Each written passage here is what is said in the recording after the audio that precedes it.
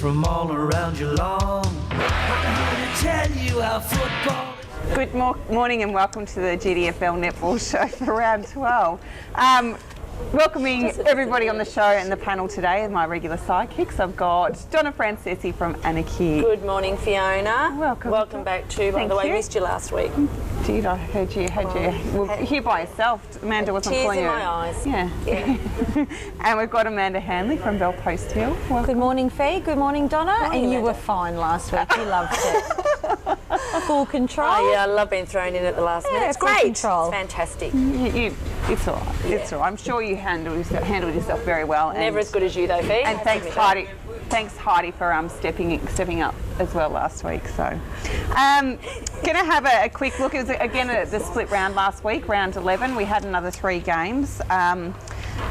First game, East Geelong 86 defeated Geelong West 15. Big win there for East Geelong. I obviously didn't see the game because I wasn't here. Oh, you missed Sonia Harris. She played did. another 4 quarters, so that's 6 now.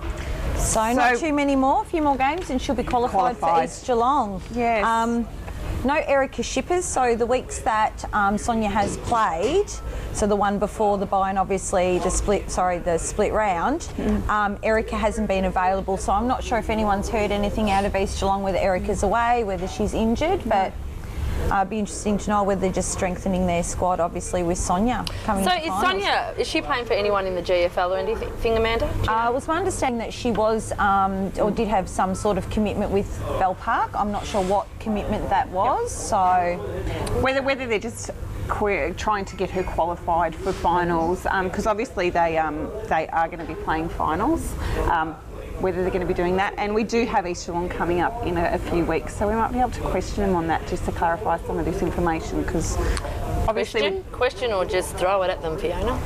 we'll do it in a nice way, Donna, because that's what we are. We're nice girls. here. Really? Right. Okay. The next game, Werribee 59 defeated Bannockburn 28. So you picked Bannockburn, Fee? Heidi picked Bannockburn for me. Hang on, what did I pick? You picked Bannockburn too, don't you? Yeah. It's an extra point for me, everyone. Oh well, I just thought I'd keep Fee company. So, look, I guess this is showing the difference between top of the ladder compared to the next sort of step down. So we will have a bit of a look at the ladder, but Bannockburn are in the 5, but sitting, I think, 4th on the ladder. They're 4th, yeah. They're 4th on the ladder at the moment, and Werribee are obviously top, but that's quite a big difference in points there. Yeah, massive blowout. I know Heidi won't be happy with that result. Speaking with her last week, didn't we, Donna? You know, she she thought they were really going to take it up to Werribee, and you know, she won't be happy with that. But we did also discuss with Heidi the fact that this is going to determine whether Bannockburn are going to be sitting at this end of the half year, didn't we? So I think Heidi really would be disappointed with that effort. So just for the Werribee team, I know that over the past few weeks we've been looking at shooting, and did Ellie Tubbs again play? Ellie Tubbs played a full goal in goal shooter this week. She, I think the game before, she may have slipped back into goalkeeper for a quarter, but a full game with Michaela Ward. So obviously we have spoken about Michaela's injury over the last couple of weeks, so clearly she's fine. She's ready to go. Played a full 4 quarters in goal attack. Ashley Shadlock was on the list but didn't take the court. You know, Werribee also very, very consistent. Amanda Wilson was there, Noni McClure, so you know their defenders are consistent, same defenders every week. There was a couple of injuries during the game. It looked like there was 3 injury times called in the 2nd, 3rd and 4th quarter, but it was no changes were made for the Werribee team, so Yeah, wow. So I guess they're really securing their team there, Werribee. Yep. I know that they've had a few changes in between the B and A grade, but obviously that's looking So up Ellie the Tubbs team. would say would be here to stay in A grade? Yep, the whole... I think so. That's my opinion. Yeah. Yeah. Yeah. Well, she's definitely qualified for A grade. As to how far she is away from being locked into A grade, I can't see at the moment, but maybe something that we could look definitely a team to beat. Definitely Werribee's the team to beat, I think, this year. Yeah. And just on Bannockburn, you know, they would be very, very disappointed with that effort. You know, there's a couple of new players in that side. They've got some, you know, a strong defensive end. I don't know how they're going to lift it and change it coming into this last part of the season before finals, and how they're going to, you know, shorten that gap between them and, you know, the top top 3 sides. Yep. It'll be interesting to see what Heidi does. The thing is, with Bannockburn too, like Inverleigh is sitting just below them, like 1 game away, but their percentage is actually higher Inverleigh than Bannockburn. So Bannockburn are really going to have to watch that, and it'll be interesting to see where Inverleigh head from now. And Inverleigh have a pretty good run home. Yep. I know Bannockburn will play Bellpost Hill in not this week after. So, you know, they're going to face Bellpost Hill in a couple of weeks. So it's going to be interesting to see how the final ladder will look. That's right. It is. When we will have a bit of a discussion about that, we'll just look at the last game. Winchelsea 40 defeated Belmont 27.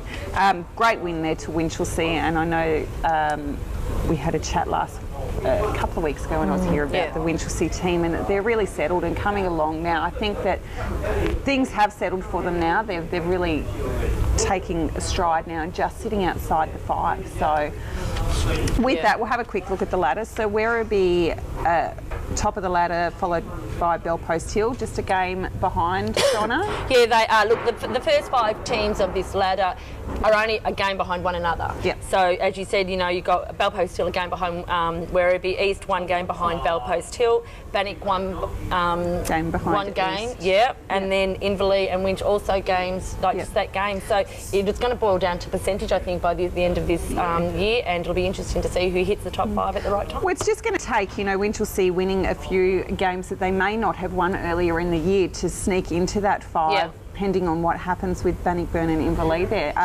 I think that the top 3 are set, that Werribee, Bellpost Hill, East Geelong will be the top 3 on the ladder.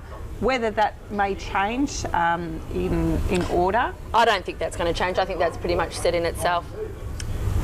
Why do you say that? Yeah, why do you say that, Donna? Because I do. I think, as I said to you, I think Werribee are the team to beat. I think Bellpost Hill, East Geelong, I still think Bellpost Hill have got it over East.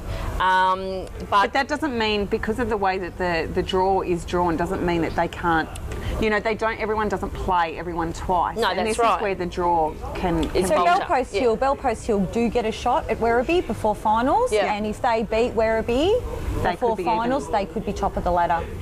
Even top, depending on percent, like it, you know. Well, that's right. Anyway, we'll wait to see about that. We'll see where that goes. Look, it's going to be an interesting one. I think that the top 3 are set in the top 3. I don't know whether they're going to stay into those positions, just depending on what games come up.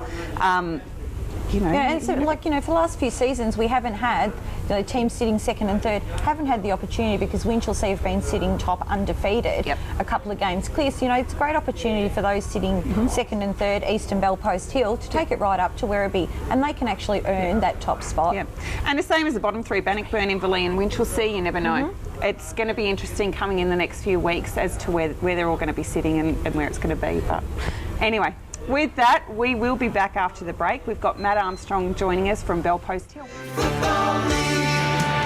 are the Raiders from all around Geelong. I'm here to tell you how football is.